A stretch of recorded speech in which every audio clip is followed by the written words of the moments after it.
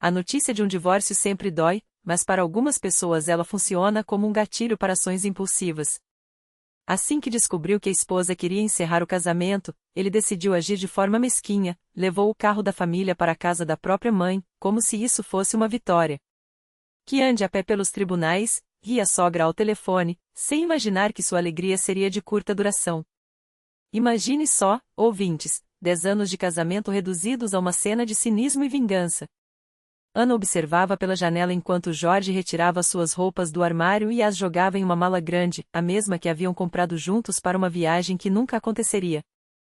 Já decidi tudo, anunciou ele, fechando a mala com um gesto seco. Amanhã protocolarei o divórcio. Ana, com a voz trêmula, tentou um último diálogo. Jorge, não podemos ao menos conversar? 10 anos juntos, e agora tudo se desmoronava assim? Ele riu com amargura. Conversar sobre o quê? Sobre como você traía com aquele seu colega de trabalho? A acusação era absurda. A desconfiança em relação a Denis, seu parceiro de projeto, havia começado meses antes, depois de algumas noites trabalhando até tarde. Jorge, obcecado pela ideia de traição, ignorava a verdade. Entre eles, só existia profissionalismo. Nunca te traí, Jorge. Nunca, afirmou ela, firme. Claro que não, ironizou ele. E eu deveria acreditar em você? Com um último olhar de desprezo, pegou a mala e saiu, levando consigo não só suas coisas, mas também a chave do carro que haviam comprado juntos. E a minha parte do carro? Perguntou Ana, desesperada. Preciso dele para trabalhar. Jorge virou-se com um sorriso cruel. Para quê? Peça carona ao seu Denis. Ela lembrou que metade do valor havia saído do seu bolso, mas ele apenas deu de ombros. Prove. O documento está no meu nome. Vamos resolver isso no tribunal. Na manhã seguinte, o carro havia desaparecido. Ligações para Jorge caíam direto na caixa postal. Ana teve que pegar o metrô, chegando atrasada a uma reunião crucial. À noite, enquanto organizava os documentos para o processo, o telefone tocou. Era Zinaida, sua sogra, com uma voz melosa e falsa. Aninha, meu bem, como você está? Ana sabia que aquele tom escondia puro sarcasmo. Tudo bem, obrigada. Por quê? Ah, só queria avisar que o carro está aqui. Jorge trouxe. Afinal, você entrou com o divórcio, então agora é hora de dividir os bens. Isso não é verdade. Foi ele quem deu entrada no processo, e metade daquele carro é minha, rebateu Ana. Zinaida riu alto. Quem vai acreditar em você? Os papéis estão todos no nome dele. Que ande a pé, essa caçadora de maridos alheios. Ana engoliu o choro. Quis gritar que tudo não passava de mentiras, mas apenas respondeu, com voz controlada, até logo, Zinaida. Depois, passou horas ao telefone com advogados. Felizmente, sua amiga Marina, que trabalhava em um escritório especializado em direito de família, indicou um profissional competente. Quanto você investiu no carro? Perguntou o advogado, Sérgio, analisando os documentos. Metade. Tem os comprovantes de transferência e até mensagens nossas combinando a compra. Ele assentiu, satisfeito. E tem testemunhas? Alguém que possa confirmar que foi uma compra conjunta?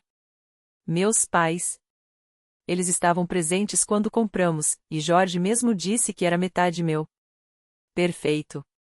Mas prepare-se, isso pode demorar. No dia da primeira audiência, Ana chegou de táxi e viu o carro estacionado perto do fórum. Jorge e Zinaida conversavam animadamente ao lado. Ao passar, a sogra elevou a voz, propositalmente, olha só quem chegou, Jorge. Nossa especialista em roubar maridos. Não cansou de andar a pé? Ana ignorou, acelerando o passo. Dentro do tribunal, seu advogado a tranquilizou, não dê atenção a provocações. Nossos argumentos são sólidos. Após a sessão, Zinaida abordou, bloqueando seu caminho. Cansou de passear, minha filha? Por que não volta para o Jorge enquanto ele ainda é bonzinho? Ana tentou passar, mas a sogra insistiu. Acha que não sabemos do seu caso com aquele tal Denis? Jorge tem provas de vocês em hotéis. Sérgio interveio, afastando-a com elegância. Cuidado, senhora. Isso pode ser interpretado como pressão sobre minha cliente. No caminho para casa, Ana contou ao advogado sobre as acusações ridículas. Nunca estive em hotel algum com Dennis. Ele suspeitou de um blefe, mas prometeu se preparar para qualquer surpresa. Ao chegar, resolveu checar as redes sociais de Dennis e encontrou uma foto que a deixou paralisada, ele abraçado a uma mulher na entrada de um hotel luxuoso. Uma mulher que, de longe, se parecia muito com ela. A mesma roupa, o mesmo corte de cabelo. Ana ampliou a imagem, e então entendeu tudo. Ana reconheceu Marina na foto, sua amiga advogada, com quem de fato tinha uma semelhança impressionante. A data da publicação confirmava tudo, 3 meses atrás, exatamente quando as suspeitas de Georgie haviam atingido o auge. Era aquilo. Uma mistura de alívio e indignação tomou conta dela. Georgie devia ter visto aquela imagem e, sem pestanejar, concluído que era ela. Na audiência seguinte, o tema era a divisão dos bens, incluindo o carro. O advogado de Georgie, um jovem arrogante com um sorriso de superioridade, declarou com convicção: meu cliente adquiriu o veículo exclusivamente com seus próprios recursos. Minha cliente, a senhora Ignatieva, não contribuiu com um único centavo. Sergei Mikhailovich, porém, não se abalou. Com calma cirúrgica, apresentou extratos bancários e prints de uma conversa. O juiz examinou os documentos com atenção. Seu cliente poderia explicar por que a senhora Ignatieva transferiu essa quantia para ele exatamente antes da compra do carro? Perguntou, fixando o advogado com um olhar penetrante. O jovem gaguejou: era uma dívida. Ela havia pegado dinheiro emprestado antes e estava devolvendo. Curioso, observou Sergei, deslizando o dedo sobre a tela do celular. Porque na descrição do pagamento está escrito, com todas as letras, minha parte na compra do carro, 50% do valor total 1 ponto. O rosto de Georgie esbranquiçou. Ele claramente não esperava que Ana guardasse todas aquelas provas. E não parou por aí. Além disso, continuou Sergei, temos depoimentos dos pais da senhora Ignatieva, dispostos a confirmar que o senhor Ignatiev, em sua presença, repetidas vezes mencionou a compra conjunta do veículo. O juiz assentiu e anunciou um recesso para analisar os documentos. Durante a pausa, Zenaida Arkadievna tentou se aproximar de Ana, mas Sergei interceptou seu caminho com um gesto discreto, porém firme. Não vale a pena, murmurou para a sogra. Só vai piorar a situação do seu filho. Quando a sessão retomou, a decisão foi implacável. Até o veredicto final, o carro deverá ser entregue a uma empresa especializada em custódia de bens. Como assim? Vão nos tirar a máquina? Vociferou Zenaida, levantando-se da cadeira. Peço que mantenha a compostura, cortou o juiz. O veículo ficará em um estacionamento seguro até a sentença. As despesas de armazenamento serão divididas igualmente entre as partes. No corredor, Georgie alcançou Ana. Por que você está fazendo isso? Perguntou, a voz baixa, quase um sussurro. Você sabe muito bem que eu te vi com ele. Com quem, Georgie? Respondeu ela, cansada. Com seu Dennis, perto do Metropol. Acha que não sei o que vocês faziam lá? Ana balançou a cabeça. Nunca estive com Dennis no Metropol. Você viu a Marina, minha amiga? Nós somos muito parecidas. Ela e Dennis namoram há 6 meses. Georgie pareceu desorientado. Não invente desculpas, posso provar, disse Ana, serena. E sabe qual é a ironia? Conheci a Marina por causa do Dennis, quando precisei de ajuda jurídica. Foi ela quem me indicou o Sergei Mikhailovich. O silêncio de Georgie era eloquente. Ele processava cada palavra, como se tentasse montar um quebra-cabeça cujas peças nunca haviam se encaixado. Você nem sequer tentou conversar comigo, continuou Ana. Simplesmente decidiu que eu te traía. 10 anos de casamento, e você não teve a coragem de me fazer uma pergunta direta. Georgie engoliu em seco. Eu estava certo, tão certo que roubei nosso carro e o dei para minha mãe, só para me humilhar. Não, Georgie, corrigiu Ana, sacudindo a cabeça. Você me mostrou quem você realmente é. Ela se virou e se afastou, deixando-o parado ali, petrificado, como uma estátua de sal. 2 semanas depois, na audiência seguinte, Georgi apareceu sozinho, sem a mãe, sem advogado. Quando o juiz perguntou se ele tinha objeções aos pedidos de Ana, a resposta foi uma surpresa: meritíssimo, não vou contestar as reivindicações da autora. Confirmo que o carro foi comprado com recursos comuns, e concordo em pagar à minha ex-mulher sua parte justa. Ana o olhou com espanto, mas ele evitou seus olhos. Depois da sessão, quando ela e Serguei já se preparavam para sair, Georgi se aproximou. Posso falar com você 1 minuto? Pediu, hesitante. Serguei olhou para Ana, que assentiu. Queria me desculpar, começou Georgi, assim que se afastaram. Verifiquei o que você disse sobre o Denis e a Marina. É verdade, confirmou Ana, sem rodeios. Eu me comportei como um idiota, admitiu ele, a voz quebrada. Acho que ainda podemos tentar consertar as coisas. Ana o estudou por um longo momento. Aquele homem diante dela já havia sido o amor da sua vida, o parceiro com quem sonhara envelhecer. Mas agora era apenas um estranho, alguém que, sem hesitar, acreditou na pior versão dela, que tentou destruí-la e roubá-la, que permitiu que sua própria mãe a tratasse como uma criminosa. Não, Georgi. Não dá, respondeu, firme. O que você fez não se conserta com desculpas. Mas eu admito que estava errado. Retrucou ele, uma ponta de frustração na voz. Não é só sobre as acusações. É sobre como você age com quem ama quando acha que foi traído. Você não tentou entender, não me deu chance de explicar. Em vez disso, escolheu me punir, me humilhar. Isso não é amor. Isso é crueldade. Ele baixou a cabeça, derrotado.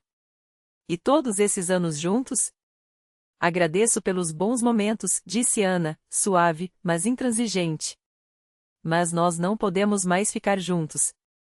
Acho que, no fundo, você também sabe disso. 1 mês depois, o divórcio foi finalizado. A sentença foi clara: o carro deveria ser vendido, e o valor dividido igualmente. Georgi não recorreu, até encontrou um comprador disposto a pagar um bom preço. No dia em que Ana recebeu sua parte, o telefone tocou. Era Zenaida Arkadievna. Conseguiu o que queria? Cuspiu a sogra, ácida. Está satisfeita? Não quero perpetuar essa briga, Zenaida Arkadievna, respondeu Ana, calma. Georgi e eu seguimos caminhos separados, e desejo apenas o melhor para ele. Como ousa? Explodiu a mulher. Você destruiu a vida do meu filho. Ele não é mais o mesmo. Seu filho é um adulto, responsável por suas escolhas, retrucou Ana, sem titubear. E acho que você deveria parar de interferir na vida dele. Isso não faz bem a ninguém, nem a você. Zenaida Arkadievna ofegou, indignada, mas Ana já havia desligado. 6 meses depois, no corredor de um supermercado, Ana esbarrou em Georgi. Ele estava magro, com olheiras fundas e um ar de quem perdeu algo mais do que uma relação. Oi, comprimiu, forçando um sorriso. Como você está? Bem, obrigada, respondeu Ana. E você? Mais ou menos, encolheu os ombros. Trabalhando, vivendo. Minha mãe tem ficado doente. Lamento muito, disse Ana, sincera. Espero que ela melhore. Georgi hesitou, como se lutasse contra as palavras. Sabe, nesses meses, entendi muita coisa. Sobre mim, sobre nós, sobre a minha mãe. Me arrependo de como tudo terminou. Eu também me arrependo, admitiu Ana, suave. Mas às vezes até as experiências mais dolorosas nos fazem crescer. Ficaram ali por mais alguns instantes, trocando notícias superficiais, até que cada um seguiu seu caminho. 2 anos depois, Ana soube por conhecidos em comum que Georgi havia se mudado para outra cidade, conseguido um bom emprego e conhecido uma mulher, com quem finalmente encontrou a felicidade que tanto buscará. Enquanto isso, Zinaida Arkadievna, sua mãe, permaneceu sozinha no apartamento que outrora ecoava com risadas e discussões familiares. Agora, seus dias se resumiam a ligações intermináveis para parentes e conhecidos, repetindo o mesmo lamento, o filho ingrato que a abandonara por uma qualquer, como ela insistia em chamar a nova companheira de Georgi. As palavras, antes carregadas de autoridade, agora soavam como o eco de uma solidão que ela mesma havia cultivado. Ana, por sua vez, havia reconstruído a vida com mãos firmes e um coração mais sábio. Casou-se com um homem que a olhava com admiração nos olhos e nunca permitiu que sua própria mãe cruzasse os limites do respeito. Juntos, deram as boas-vindas a um filho, um menino de sorrisos fáceis que preenchia os espaços que outrora foram ocupados por silêncios e desconfianças. Às vezes, enquanto embalava o pequeno nos braços, Ana refletia sobre o primeiro casamento e como o medo de ser traída a cegara para o que realmente importava. A confiança não é um privilégio, é uma escolha que se renova a cada dia. Se tivessem conversado mais e acusado menos, talvez a história fosse outra. E então, inevitavelmente, seus pensamentos voltavam para Zinaida Arkadievna. A mulher que, na ânsia de segurar o filho com garras de posse, acabou por afugentá-lo para sempre. Lembrava-se do risinho triunfante ao telefone, daquele em que vá a pé para os tribunais. Frase que, na época, doeu como uma faca, mas que o tempo transformou em lição. Porque a vida, irônica e justa, tinha dado a cada um o que merecia. Zinaida Arkadievna rira por último? Não. Sua risada durou apenas até o dia em que percebeu que as paredes do apartamento ecoavam apenas sua própria voz. O tribunal ao qual ela condenara Ana acabou sendo a solidão, um veredicto sem apelação.